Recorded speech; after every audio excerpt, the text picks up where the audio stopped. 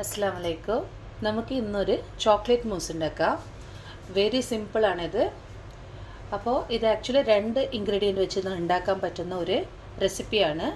ഞാനിവിടെ whipping cream ഇല്ലാത്തത് കൊണ്ട് വിപ്പിംഗ് ക്രീം പൗഡറും 1 കപ്പ് പാലും കോൾഡ് പാലും പിന്നെ ഒരു 5 ഡെയറി മിൽക്ക് എടുത്തിരിക്കുന്നത്.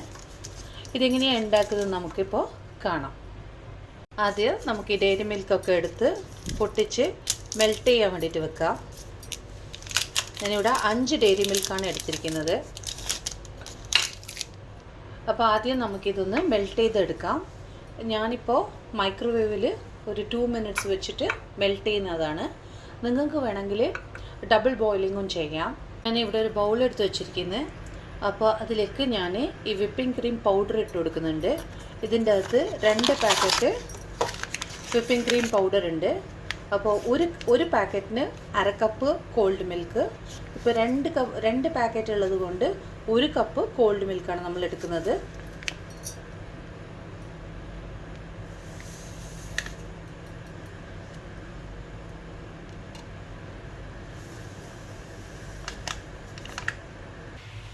ഇപ്പോൾ ഇതിലേക്ക് നമുക്ക് 1 കപ്പ് പാലും കൂടി ഒഴിച്ചു കൊടുക്കാം.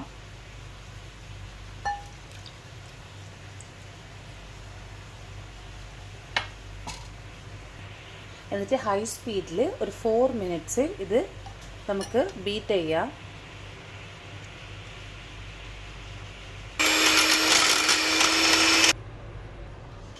അപ്പോൾ ഇതാണ് ഇതിൻ്റെ കൺസിസ്റ്റൻസി.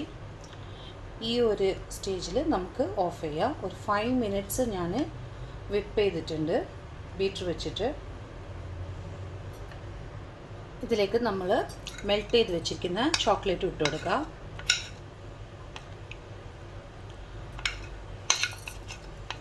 കൂടുതൽ ചോക്ലേറ്റ് വേണമെങ്കിലും നിങ്ങൾക്ക് ആഡ് ചെയ്ത് കൊടുക്കാം. ഇപ്പോൾ ഇത് നന്നായി മിക്സ് ചെയ്ത് കൊടുക്കുക. മിക്സ് ചെയ്യാൻ വേണ്ടിയിട്ട് ഞാൻ വേറൊരു ബൗളിലോട്ട് ട്രാൻസ്ഫർ ചെയ്തിരിക്കുന്നത്. എന്നിട്ട് നന്നായി നമുക്കിതുപോലെ മിക്സ് ചെയ്ത് കൊടുക്കാം. വേണമെങ്കിൽ ഇതിൻ്റെ കൂടെ 2 സ്പൂണ് ന്യൂട്ടെല്ല ഇട്ട് കൊടുക്കാം. ഓപ്ഷണലാണ്.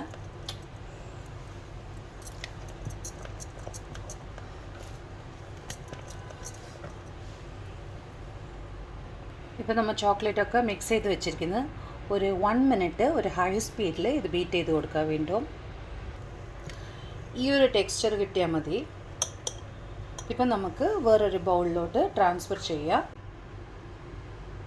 എന്നിട്ട് ഇതിൻ്റെ മേലെ കൊക്കോ പൗഡറെങ്കിലോ ബൂസ്റ്റിൻ്റെ പൗഡറെങ്കിലോ ഇട്ട് കൊടുക്കാം. നമുക്ക് അഡീഷണൽ ഷുഗറൊന്നും ഞാൻ ആഡ് ചെയ്തിട്ടില്ല.